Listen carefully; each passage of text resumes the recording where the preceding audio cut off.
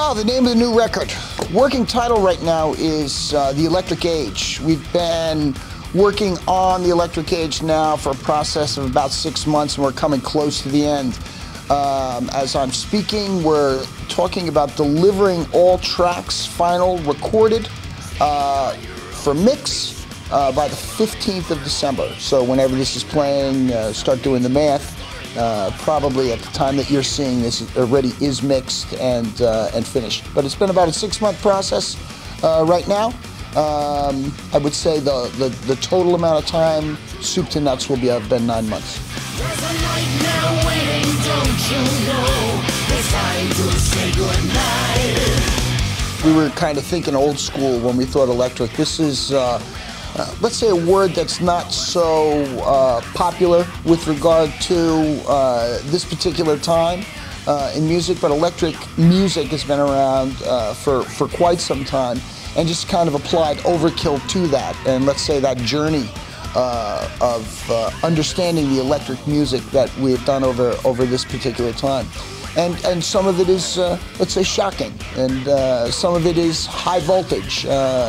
And we thought it was a real good descriptive of that old school and where we came from, but applying it to, let's say, a contemporary release for 2012. Hey man, what's it gonna be? Ain't decision killing me. Hey, now turn around. You know, I think keeping the writing and recording fresh is one of the harder things, because obviously we don't want to reinvent the wheel. We are what we are. We're a thrash band. We're in the metal genre. We do what we do. It's high energy. It is electric to some degree.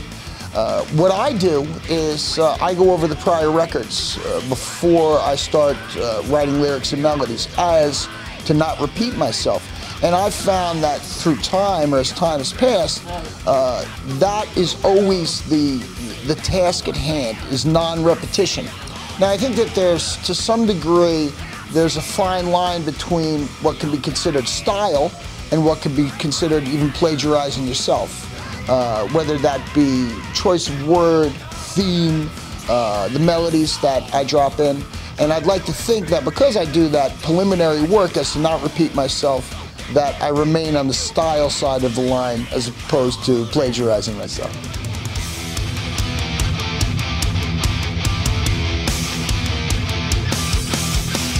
You know, I don't think that each member has a specific say or a specific amount of say. I think it happens as it develops. I mean, one of the beauties about making a record or creating a record is that it has to develop. It's not, we go from point A to B. We really go from point A to point Z. And getting there is that process. Let's say B to Y is the process. First starts the idea.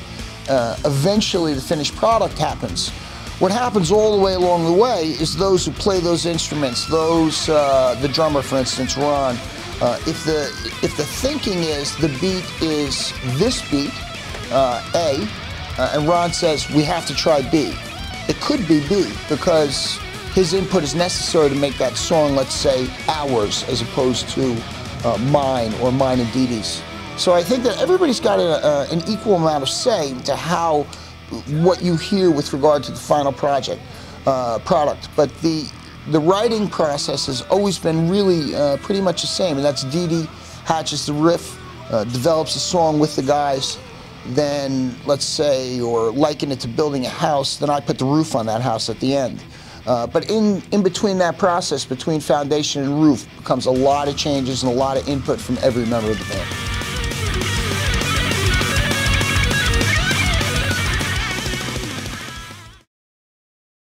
Well, I think it's hard for politics not to influence things. I'm not going to say that we're, a socially conscious band, but I think you'd have to be living in a cave to not have some kind of social or political influence with regard to the songs. We do a song that's called Good Night on this record that is really just a straight ahead saying goodbye at the end of the record, but it is really laced with, let's say, the social climate of what America is right now. There seems to be, an hysterical undertone with the need for change. So let's say it's not politically driven, but for sure, there's a social feeling or a social thread throughout the song that change is necessary that I spoke of prior. One on the left wing, scene of the crime. No need begging, give me all your money. There's a flat trophy if all you want is honey. Show me a good thing, got no more time. Everything gets tougher as I get older. Getting out of bed is tougher as I get older. Going to bed is tougher as I get older. I do probably more interviews every year than I do shows. And if I do 150 shows a year, I probably do 3 interviews for every one of those shows, which is a good thing. I got a great publicist. But the idea is that the shows are really, for me, the payoff. They've always been, I don't know, the drug, the thing that's been really attractive to what this whole business is all about, or what the whole idea is about. You know, songs are born live, riffs are live. They're in a room. They're not put to computers and not recorded to information and then mixed by somebody. So I always think in the purest form it's live. So that kind of addictive nature that it has, or my addictive nature to it, live is not necessarily tougher because I still enjoy it at that high level. But with regard to slowing down, I don't think that that's really part of it. I think Overkill has always spoke for itself more so in action than words, and so it's not tougher. It's just Overkill.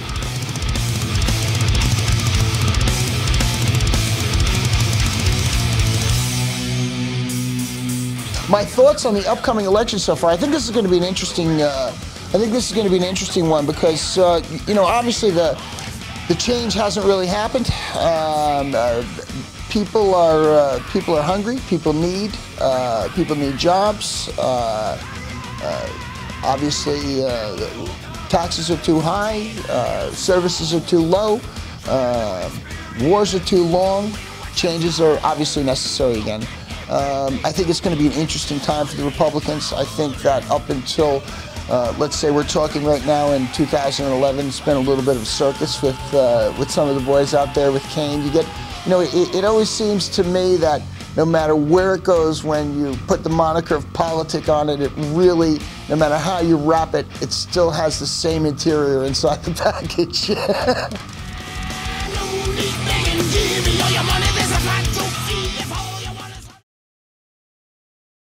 With regard to stopping myself or slowing down with what happens on stage, that's never been a consideration of mine. It is what it is, and I think that it's fake if I think about it too much before I go out there. You know, if I actually sit down and process saying, oh, you know, we're doing 7 shows in a row this week, and we're doing 7 the following week, and 7 the following week from that, if I start thinking about that, then it becomes tiring just to say it or think about it. So I don't. I really take it one show at a time.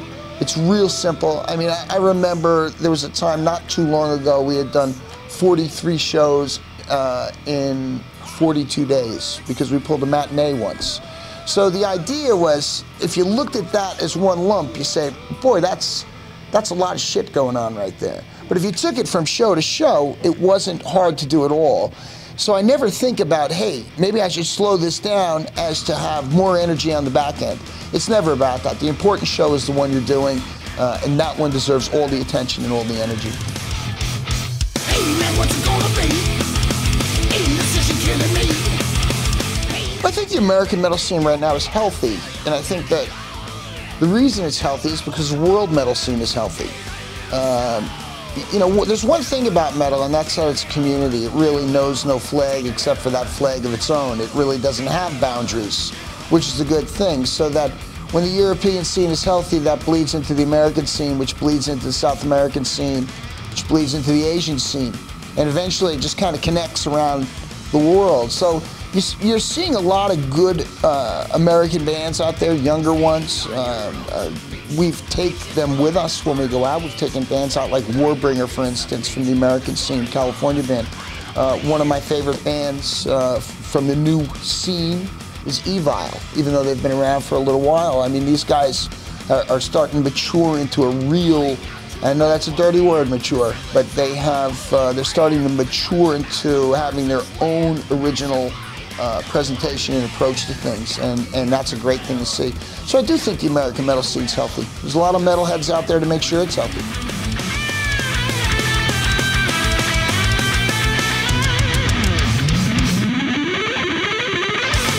The longevity of Overkill is due to many different things, but the internet specifically has given us, from the old school, as long as we can keep up with the new school, the internet has leveled the playing field.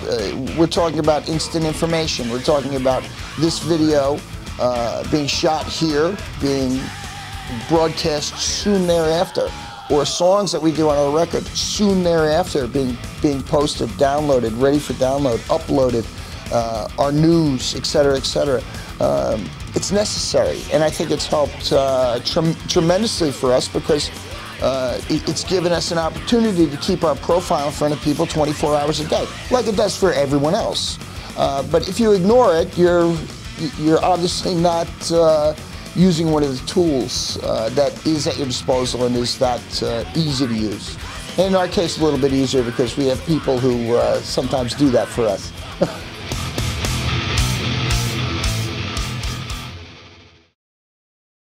You know, I think one of the great things that we've accomplished as Overkill is a level of consistency.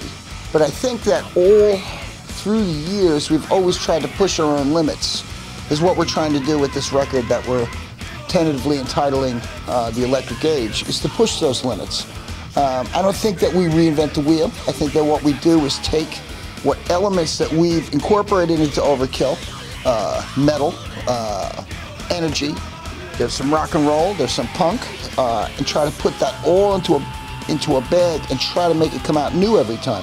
What I'm seeing with regard to how this record is turning out is that it's got a contemporary energy, but at a higher level than I've seen from us in a long time. I know the Ironbound record was accepted really well, and I'm not going to compare it to it, but I see more energy, for instance, on this record.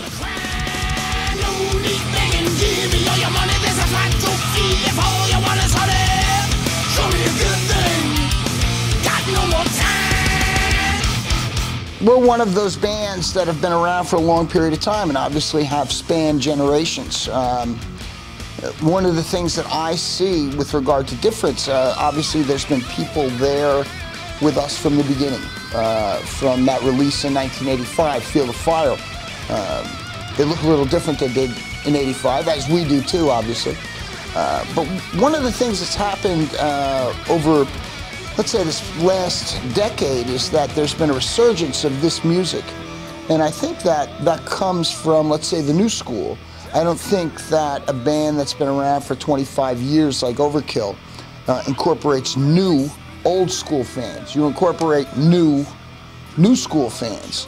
But there seems to be a blend between where they come together, that there's a new thrash generation that's out there playing stuff that's very similar to that of the 80s, with that type of energy, with that type of an attitude, with that type of an approach, who have incorporated younger fans into their folds. Now, I think that these younger people want to see where those bands that they like, that are new school, came from.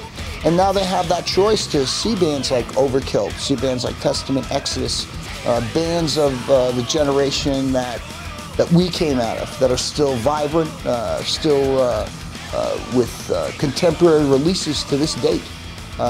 So it's a unique time. So I think it's kind of cool that it does span those generations, and I think that's what brings them together, that there's a gray area somewhere in between where the old school can see the new school and the new school can see the old school. Show me a good thing, give me the time, burn on the left wing, see the crowd. You know, it's always about not repeating. I think the energy always comes. The biggest challenge is to not repeat what I've done before, and this is a personal challenge. It's never about singing. It's never about performance. That always comes. It's very adrenaline-based. It's very drug-like. You get into a zone. Your eyes spin. They open really wide. I mean, this is the way it works for me. but I don't think repetition is necessary. I think style is necessary, but repetition or rehashing old material is not what we're about. So with regard to challenge, I always really dig in as to not repeat myself. There's a nightmare waiting, don't you know? It's time to say goodnight. Say goodnight. Well, we're going to release in March, and then very soon thereafter in April, we do a U.S. tour with Belphegor and some of the newer bands, System Divide. You know, from there we hit the European festivals. We're in Wacken this year in Germany, Tosca in Finland, doing Vagos in Portugal, some festivals in the East. There'll be European tours to follow this. There's plenty of stuff on the slate. The Ironbound touring, you know, encompassed more than 150 shows over the course of its life. I expect really no less from this. I always think of this as a touring band.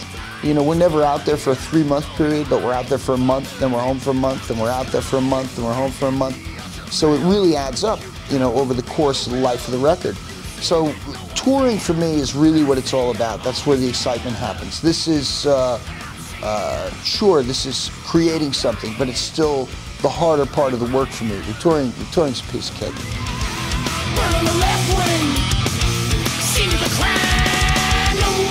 You know, one of the things that we found on recording for the Electric Age is that Ron Lipnicki really came into his own on Ironbound with regard to drumming, and I think that that actually influences the way the rest of us write around him. It's the foundation of the house. I mean, it really is. It's what you build everything on. So I know it's probably unusual to say I look for influence in ourselves, but I think he's added so much to this that, you know, if we're talking about energy and we're talking about songwriting and you put both together and get great energy and good songwriting, I think it has to start somewhere. And I think that Ron really influenced what the rest of us did after that.